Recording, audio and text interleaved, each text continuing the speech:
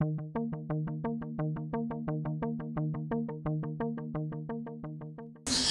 name is Patricia, and I am 35 years old, and I live in St. Louis, and I am from New Orleans. So when I was born in 1980, there wasn't a lot of people that looked like me in the world, but it seemed to be there was in New Orleans. New Orleans is like a melting pot of people. I always feel like people are just like a mixture of gumbo, like you just never know what you're gonna get, which I feel to be true. But really, people, the skin complexions, the hair colors and textures and eye colors, I feel like I always seen someone that looked like me. Until we moved to St. Louis. We moved to St. Louis in 1988. Prior to that, we moved back and forth a lot, but that's when we moved to stay. And when we moved here, I didn't find anybody that looked like me. I didn't think that what I looked like was so odd and peculiar until I moved to St. Louis, because nobody really looked like me. I got teased for how I looked. I remember preschool teachers teasing me, calling me names. When I went to elementary school, they would call me names. I had memories of teachers pulling my hair. Really, you weren't, white enough to be friends with the white girls. You weren't black enough to be friends with the black girls. Why? I have to justify that and prove myself all the time. I had no idea, but there was never, it was never good enough, because really in 1980, now, it's mixed babies all over the place, but in 1980 in St. Louis, or in those 80s, there just really wasn't a lot of people that looked like me. So when we moved to St. Louis, we moved a lot. We moved in 88. From the 3rd to the 5th grade, I went to 3 different elementary schools. I went to 4 middle schools and 1 high school. So my mother liked to move. And so with that being said, it's hard to really find new friends. You have to, recreate all these different relationships all the time, which isn't easy for someone that already looks crazy in this city, I guess, and to not really have anybody. I didn't have any cousins. I am 6 years older than my sister, and it was just her and I at the time. So there really wasn't, I had no peers with me, so I had to combat all of that alone. And I had a mildly dysfunctional family and home life. So when I was in the 5th grade, we moved again. I don't really remember where or who I lived with at the time. It might have been my mom, might have been my grandma. But I started going to Marion.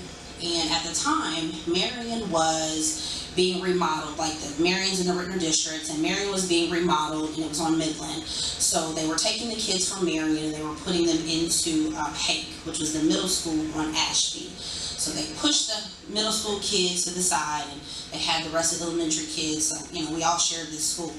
And in the 5th grade, I start this new school, and I finally find someone that looks like me, and it is Carol. And I think I cared about her nationality because everybody cared about mine, so I think I wanted to know. But at the same time, I didn't care because she had crazy hair like mine. Well, her hair was wavy then. Yeah.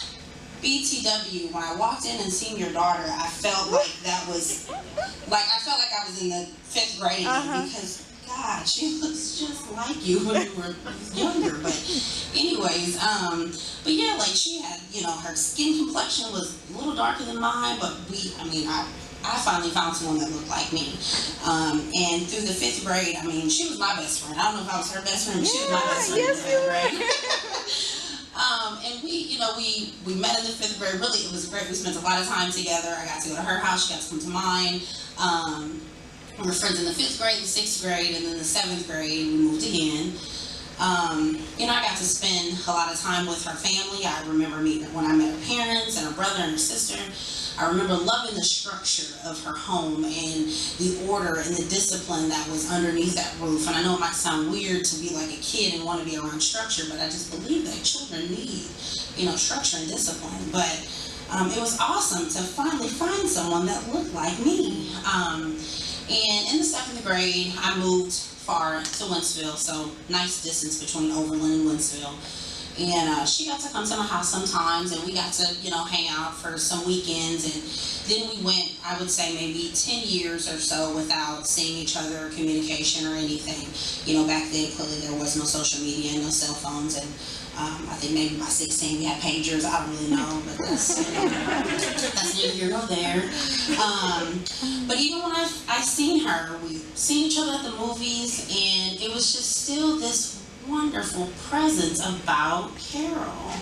And I just think that's phenomenal to see people 10 to 15 years later, and they still have this beautiful aura about them. Like almost like we were just in 5th grade yesterday. Like she's just an amazing person. And even from that point to now, Facebook came about, and we were able to reconnect on Facebook. I'm not quite certain who connected with whom first, but we've been Facebook friends, and I got to come. She invited me in January, and it's been a pleasure and an honor to be able to support her in her endeavors. And I think this is beautiful. But it was such an awesome experience to finally find someone that looked as crazy as I do. I didn't think I looked crazy from St. Louis, but as crazy as I do. And to find that person and to know that they're genuine and their spirit is amazing and they're just a beautiful person inside and out. So I thank you for that. And whether you know that impression that knowing you made on me, that's exactly what it made on me, because from that time to 5th grade, I felt like I was lost until I found you. So knowing that you are just an amazing person, and even now, and I'm 35 years old and you're still that way, I greatly appreciate that. And I thank you for the invite, and I thank y'all for letting me tell my story.